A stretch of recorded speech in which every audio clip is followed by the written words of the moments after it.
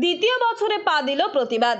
এবারও দুর্গাপুজোর উৎসবে সরকারি অনুদান না নেওয়ার ঘোষণা রানাঘাটের চারের পল্লী দুর্গাপুজো কমিটির। পরপর এই নিয়ে 2 বছর ধরে তারা সরকারি অনুদান ছাড়াই করছেন দুর্গাপুজো। রাজ্য সরকারের বরাদ্দকৃত 1,10,000 টাকার অনুদান গ্রহণ না করে তারা জানালেন এটাই তাদের প্রতিবাদের ভাষা। পুজো কমিটির পক্ষ থেকে স্পষ্টভাবে জানানো হয়, যখন রাজ্য জুড়ে ডিএর দাবিতে চাকরি প্রার্থীরা ধর্নায় বসে আছেন, যখন বহু নিয়োগপত্র ঝুলে রয়েছে, তখন লক্ষ লক্ষ টাকা পুজোর নামে বিলি করে সরকারি কোষাগার লুট হচ্ছে। এই অবস্থায় তারা নৈতিক কারণে অনুদান প্রত্যাখ্যান করছেন। এই সিদ্ধান্তকে ঘিরে রাজনৈতিক তরজায় চড়ছে উত্তাপ। বিজেপি এই অনুদান দেওয়াকে কটাক্ষ করে বলেছে এটা করের টাকার অপব্যবহার। অন্যদিকে তৃণমূলের পাল্টা বক্তব্য, দুর্গোৎসব বাংলার গর্ব, সরকার মানুষের পাশে দাঁড়াচ্ছে, সেটাই তাদের কাজ।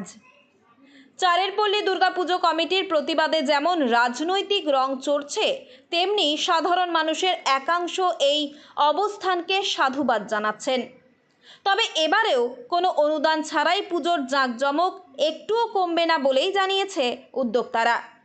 স্থানীয় মানুষের সহায়তাতেই হবে শারদ উৎসবের এই পুজো। দেখুন, আমাদের যখন সরকারি অনুদান ছিল না, তখনও আমাদের 50 বছরের নবদুর্গা ঠাকুর পুজো হয়েছিল।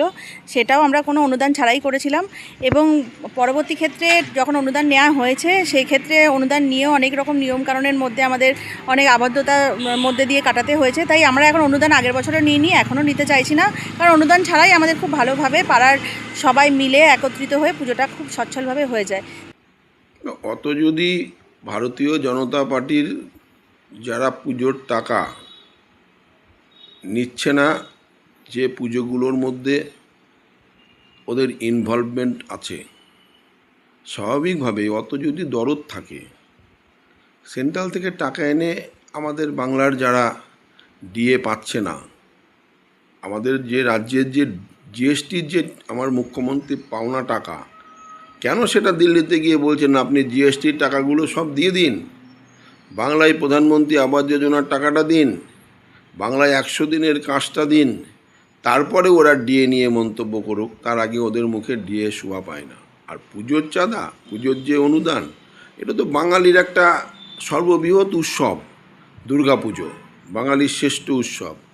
ভারতবর্ষের রাজনীতিতে আজও পর্যন্ত কোনো স্বাধীনতার 70 বছর পার হয়ে যাওয়ার পরও আজও পর্যন্ত ভারতবর্ষের কোনো প্রধানমন্ত্রী, কোনো মুখ্যমন্ত্রী কোনো রাজ্যের, আজকে গোটা ভারতবর্ষে প্রত্যেকটা রাজ্যে আজকে লাখ লাখ বাঙালিরা থাকে, ওই তাদের জন্য তো একবারও ভাবিনি যে বাঙালির শ্রেষ্ঠ উৎসব দুর্গাপুজো, সেই দুর্গাপুজোতে আমরা একটু বাঙালির পাশে দাঁড়াই। শুধু রানাঘাট চারের পল্লী বলে বিষয় নয়, বিষয়টা সারা রাজ্যের অনেক পুজোয় তারা প্রত্যাখ্যান করছে মমতা বন্দ্যোপাধ্যায় এই অনুদান। কারণ এই অনুদান তো নিলামে তোলা অনুদান, 80, 85, 90, 95, 1 লাখ, যাও 1,10,000 নিলামে ওঠে। তো নিলামের এই ওঠা অনুদান অনেকেই প্রত্যাখ্যান করছে। রানাঘাট চারের পল্লী পোর্টস অ্যান্ড অ্যাসোসিয়েশনের দীর্ঘদিনের পুজো, আগামী বছর বোধহয় 175 বছর হতে যাচ্ছে। খুব স্বাভাবিক কারণে যে ঐতিহ্যশালী পুজো, তারা এই অনুদান প্রত্যাখ্যান করেছে, গত বছরও প্রত্যাখ্যান করেছে। এই অনুদান কি চোখে দেখছেন? এই অনুদানটা মানুষই ভালো চোখে দেখছে না, শুধু চারের পল্লী বলে নয়। কারণ যেখানে 26,000 চাকরিহারা তারা আহতাশ করছে, রাস্তায় বসে আছে, যেখানে ডিএ দিতে পারছে না, সুপ্রিম কোর্টের অর্ডার সত্ত্বেও এই রাজ্য সরকার ডিএ দিতে ব্যর্থ, সেখানে অনুদান দিয়ে 500 কোটি টাকা খরচা করা, মানে এটা তো মানে কি বলবো, মানে রাজ্যের ক্ষেত্রে অত্যন্ত অপমানজনক।